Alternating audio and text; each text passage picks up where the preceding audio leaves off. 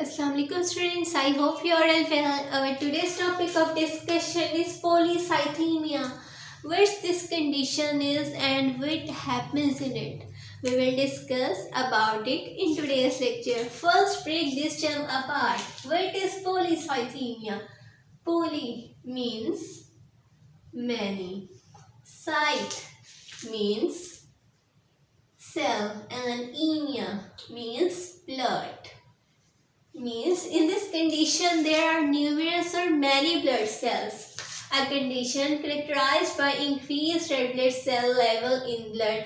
इस कंडीशन में हमारी बॉडी में आरबीसीज का लेवल इंक्रीज कर जाता है, नॉर्मल रेंज से इसका लेवल इंक्रीज कर जाता है। नॉर्मली 4 to 5 मिलियन आरबीसीज होते हैं हमारे ब्लड में। अब आरबीसीज की प्रोडक्शन बेसिकली हो कहाँ से रही होती है? इसकी प्रोडक्शन होती है बोन मैरो से। यहाँ पर हम लोग थोड़ा सा ओवरव्यू कर लेते हैं कि किस तरह से इसकी प्रोडक्शन होती है। सबसे पहले हमारे पास बोन में आते हैं हीमोपोइटिक स्टेम सेल।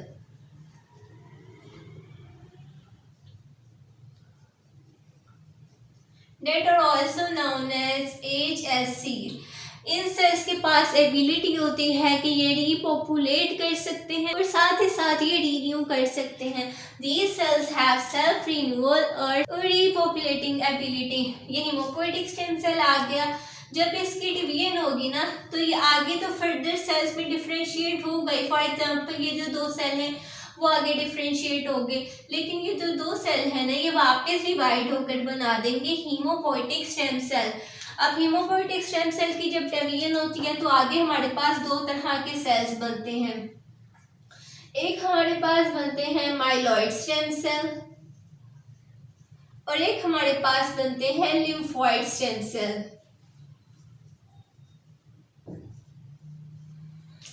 अब इस माइलॉइड स्टेम सेल ने भी आगे फिर 4 सेल्स में सब डिवाइड होना होता है, जिसमें हमारे पास आ जाता है प्रो एरिथ्रोब्लास्ट,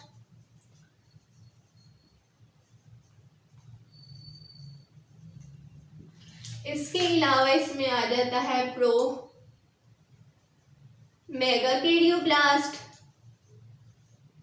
इसके अलावा माइलोसाइट और माइलोब्लास्ट, मोनोब्लास्ट। फिर आगे फर्दर डिवाइड होकर प्रोएरिथ्रोब्लास्ट डिफरेंट स्टेजेस से गुजरता है, आरबीसी बना देता है, ये डिफरेंट स्टेजेस से गुजरता है, प्लेटलेट बना देता है, माइलोसाइट्स डिफरेंट स्टेजेस से गुजरता है, आगे न्यूट्रोफिल्स, इओसिनोफिल, बेसोफिल्स बना देते हैं, मोनोब्लास्ट डिफरेंट स्टेजेस से गुजरता है और आगे मोनोसाइट बना देता है। तो इस तरह से हमारे पास आरबीसीज की प्रोडक्शन होती है। नेक्स्ट चलते हैं इसकी टाइप की तरफ। अब बेसिकली इसकी दो टाइप्स होती हैं।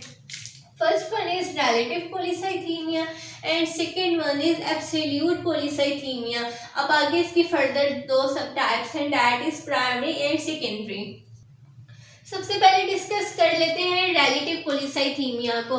पॉलीसाइथीमिया को तो हम लोगों ने पढ़ लिया कि इसका मतलब होता है कि many blood cells in our body.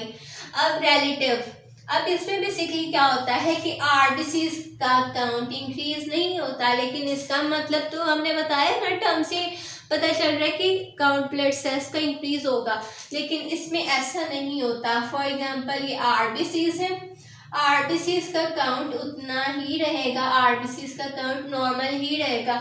इसमें जो प्लाज्मा लेवल है ना वो रिड्यूस कर जाएगा, प्लाज्मा लेवल इसमें रिड्यूस कर जाएगा, जिसकी वजह से इसको सूडो पॉलीसाइथीमिया भी कहा जाता है। कि लग रहा होता है कि पेशेंट को पॉलीसाइथीमिया साइन एंड सिम्टम्स की बेस पर, लेकिन जब टेस्टिंग वगैरह करवाई जाती है तो उसमें ये अपेयर नहीं होता है, जिसकी वजह से इसको सूडो पॉलीसाइथीमिया कहा जाता है।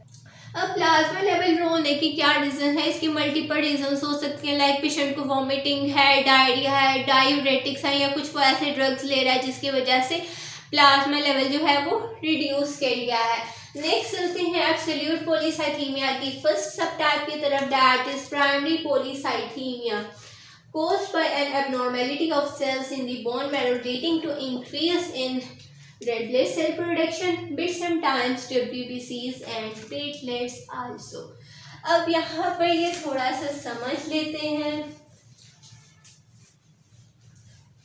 ठीक, ब्लड सेल्स की प्रोडक्शन कहाँ से स्टार्ट हो रही है? बोन मैरो से। फॉर एग्जाम्पल ये हमारे पास आ गया एक erythroblast, that is immature red blood cell. अब जो इमेच्योर रेड ब्लड सेल होता है उसमें न्यूक्लियस होता है, जो मेच्योर आरबीसी होता है उसमें न्यूक्लियस नहीं होता। अब ये फॉर एग्जाम्पल ये बना रहा है हमारी बोन मैरो में। अभी ये बोन मैरो से रिलीज होकर ब्लड में नहीं आया। यहाँ पर इसके सरफेस पे होते हैं रिसेप्टर, जहां पर आकर बाइंड करता है एरिथ्रोपोएटिन हार्मोन, जो बेसिकली एरिथ्रोपोएटिन हार्मोन है ना, इससे आरबीसीज की प्रोडक्शन को स्टिमुलेट करना होता है।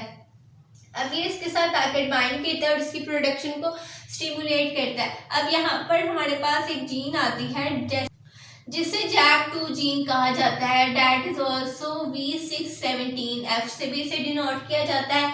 JAK2 means Jannes associated kinase. अब इसने क्या करना होता है, इसने इस न्यूक्लियस को सिग्नल देना होता है कि ये आगे क्या करे, प्रोलिफरेशन करे, मतलब कि आगे फर्दर सेल डिवीजन करे। इसके अलावा ये उन जीन्स को एक्टिवेट करता है जो आगे फर्दर ट्रांसक्रिप्शन और ट्रांसलेशन करवाती हैं। अब प्राइमरी पॉलीसाइथीमिया में क्या होता है कि इस जेनेस का एसोसिएटेड काइनेज 2 जीन में म्यूटेशन आ जाती है या इसकी हाइपर फंक्शनिंग होती है, म्यूटेशन आ जाती है, या फिर इसकी हाइपर फंक्शनिंग होती है, जिसकी वजह से क्या होगा, मोर ट्रांसक्रिप्शन, ज़्यादा ट्रांसक्रिप्शन होगी, ज़्यादा ट्रांसलेशन होगी और आरबीसीज की प्रोडक्शन भी ज़्यादा होगी। अब क्या अगर आरबीसीज की प्रोडक्शन ज़्यादा हो रही है तो क्या एरिथ्रोपोएटिन लेवल भी इंक्रीज कर रहा है? क्योंकि मैंने स्टार्ट पर तो कहा है ना कि एरिथ्रोपोएटिन ही तो आरबीसीज की प्रोडक्शन को स्टिमुलेट कर रहा होता है। एक हार्मोन होता है जो हमारी किडनी के प्रॉक्सिमल कॉन्वोलेटेड ट्यूब्यूल से सिक्रीट हो रहा होता है, प्रोड्यूस हो रहा होता है, जिससे यहाँ पर आके रिसेप्टर्स के साथ बाइंड करना होता है और इसकी प्रोडक्शन को स्टिमुलेट करना होता है। लेकिन यहाँ मैं क्यों कह रही हूँ कि एरिथ्रोपोएटिन लेवल डिक्रीज कर रहा है, तो फिर आरबीसीज की प्रोडक्शन कहाँ कैसे इंक्रीज कर रही है? क्योंकि JAK2 जीन हाइपर फंक्शनिंग कर रहा है। वो क्या कर रहा है, उसको सिग्नल देता जा रहा है, जिसकी वजह से आरबीसीज प्रोलिफरेट करते जा रहे हैं, उनकी डिवीजन होती जा रही है, न्यू आरबीसीज बनते जा रहे हैं। अब आरबीसीज की प्रोडक्शन ज़्यादा है, जिसकी वजह से टिश्यूज तक भी ब्लड सप्लाई प्रॉपर जा रही है, ऑक्सीजन उन तक प्रॉपर जा रही है। अब जब ऑक्सीजन की डेफिशिएंसी होती है तभी तो किडनी तक सिग्नल जाता है ना, कि वो आगे फिर सिक्रीट करती है एरिथ्रोपोएटिन, और फिर एरिथ्रोपोएटिन जाकर एरिथ्रोब्लास्ट के साथ अटैच होता है, बाइंड करता है और उसकी प्रोडक्शन को स्टिमुलेट कर देता है। अब यहाँ टिश्यूज तक प्रॉपर ऑक्सीजन जा रही है, तो किडनी है या जो हमारा लीवर है वो आगे से एरिथ्रोपोएटिन सिक्रीट नहीं करेगा। मीन्स इस कंडीशन में क्या हो रहा है कि बोन मैरो में कोई इशू आ रहा है, कोई प्रॉब्लम आ रही है, और इसके अलावा JAK2 काइनेज में म्यूटेशन आ रही है associated with Janus associated kinase 2 gene mutation. Secondary polycythemia को देखा जाए, it is caused by enhanced stimulation of RBC production by increased oxygen demand.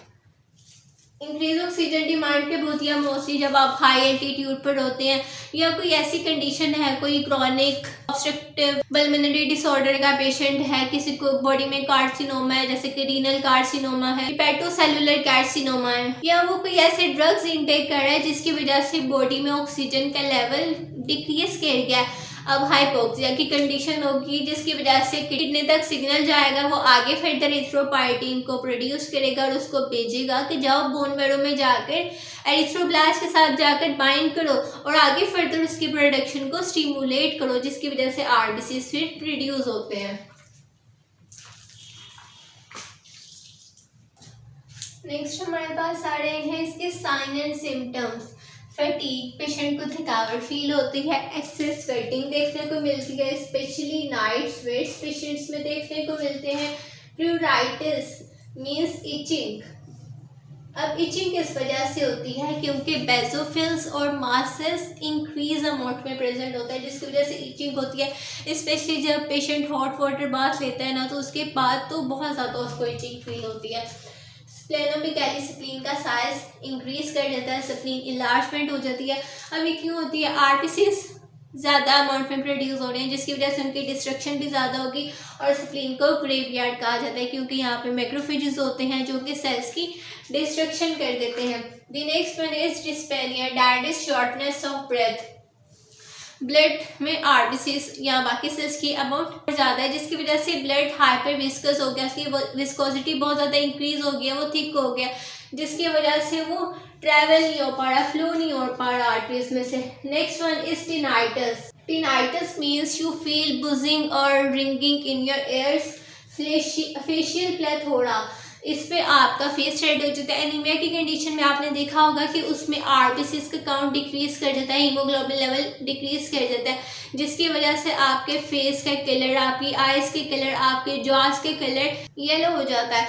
अब यहाँ पे क्या, आरबीसीज की प्रोडक्शन ज़्यादा हो रही है। आरबीसीज में एक पिगमेंट प्रेजेंट होता है जिसे कहा जाता है हीमोग्लोबिन, जो कि आरबीसीज को कलर दे रहा होता है। अब आरबीसीज एक्सेस अमाउंट में प्रेजेंट है, हीमोग्लोबिन भी एक्सेस अमाउंट में प्रेजेंट है, जिसकी वजह से आपके फेस, हैंड्स वगैरह का कलर डार्क रेड कलर का होगा, साथ ही साथ उसमें पर्पलिश ह्यू भी होंगे। ब्लड वियन देखने को मिलती है। Next one is erythromelalgia. अब एरिथ्रोमेलाल्गिया में क्या होगा, जो आपके हैंड्स और फीट की स्मॉल आर्टरीज है ना, उनकी प्रॉक्सिमल डायलेशन हो जाएगी। Next one is thrombosis. Obviously platelet count भी इसमें इंक्रीज हुआ हुआ है और आरबीसी काउंट भी इंक्रीज हुआ हुआ है, जिसकी वजह से क्या होगा, क्लोट्स बन जाएंगे आपकी आर्टरीज में, वेन्स में, कैपिलरीज में, जिसकी वजह से वो ब्लड फ्लो को ब्लॉक करेंगे। Next one is gout, that is due to increase uric acid production, congestive heart failure, it is also due to hyperviscosity of blood. Next चलते हैं लैब डायग्नोसिस की तरफ। इसमें पेशेंट का CBC करवाया जाता है, जिसमें डिफरेंट पैरामीटर्स देखे जाते हैं, लाइक एचपी काउंट हमें इंक्रीज देखने को मिलता है, एचसीटी काउंट इंक्रीज देखने को मिलता है, आरबीसी काउंट इंक्रीज देखने को मिलता है। अच्छा, अगर प्राइमरी पॉलीसाइथीमिया के केस में देखें ना, तो उसमें हमें डब्ल्यूबीसी काउंट भी इंक्रीज देखने को मिलता है और प्लेटलेट काउंट भी इंक्रीज देखने को मिलता है। लेकिन सेकेंडरी पॉलीसाइथीमिया में क्या होता है कि सिर्फ आरबीसी काउंट इंक्रीज देखने को मिलता है। लाइक छोटे छोटे से फैक्टर्स हैं, छोटे छोटे से पॉइंट्स हैं, जिसको नोट करते हुए ना आप डिफ्रेंशिएट कर सकते हैं कि आइदर पेशेंट को प्राइमरी पॉलीसाइथीमिया है या सेकेंडरी पॉलीसाइथीमिया है। इसके अलावा आपको बेसोफिल्स का काउंट भी इंक्रीज देखने को मिलता है। सीरम एरिथ्रोपोएटिन लेवल अगर आप देखें तो मैंने आपको बताया था कि प्राइमरी पॉलीसाइथीमिया में उसका लेवल डिक्रीज कर रहा होता है, जबकि सेकेंडरी पॉलीसाइथीमिया में उसका लेवल इंक्रीज कर रहा होता है। इसके अलावा इंक्रीज यूरिक एसिड प्रोडक्शन देखने को मिलती है, जिसकी वजह से उसकी जॉइंट्स में एक्यूमुलेशन हो जाती है और इसकी वजह से गाउट होता है। नेक्स्ट एबीटीज करवाया जाता है पेशेंट का, जिसमें आर्टीरियल ऑक्सीजन सेचुरेशन चेक की जाती है। जेनेटिक टेस्टिंग करवाई जाती है, जिसमें JAK2 जीन में म्यूटेशन देखी जाती है। अगर इसमें म्यूटेशन शो हो जाए तो इसका मतलब है कि पेशेंट को प्राइमरी पॉलीसाइथीमिया है। बोन मैरो एग्जामिनेशन करवाई जाती है, जिसमें आपको hyper cellular bone marrow show होती है। प्राइमरी पॉलीसाइथीमिया के केस में देखेंगे तो उसमें ट्रायल लीनिएज आपको शो होगी, लाइक आरबीसी काउंट भी ज़्यादा शो होगा, डब्ल्यूबीसी काउंट भी ज़्यादा शो होगा और प्लेटलेट काउंट भी ज़्यादा शो होगा। अगर ट्रीटमेंट की बात की जाए तो पेशेंट को एस्पाइरिन दिया जाता है, एंटीहिस्टामिन्स दिए जाते हैं, हाइड्रोक्सीयूरिया दिया जाता है और हाइड्रोक्सीजीन्स वगैरह इस तरह के उनको ड्रग्स दिए जाते हैं डिपेंडिंग अपॉन द कॉज और type of polycythemia. So that's all about today's lecture. In the next lecture we will discuss about the further topics of hematology. अगर आप आज के लेक्चर से आपका कोई क्वेश्चन है तो आप मुझसे इंस्टाग्राम पर भी पूछ सकते हैं और यहाँ पर भी मुझे कमेंट सेक्शन में पूछ सकते हैं। और अगर अभी तक आपने मेरा यूट्यूब चैनल सब्सक्राइब नहीं किया तो प्लीज़ इसे लाइक, सब्सक्राइब और शेयर कर दीजिएगा। Thank you all. जज़ाकल्लाह।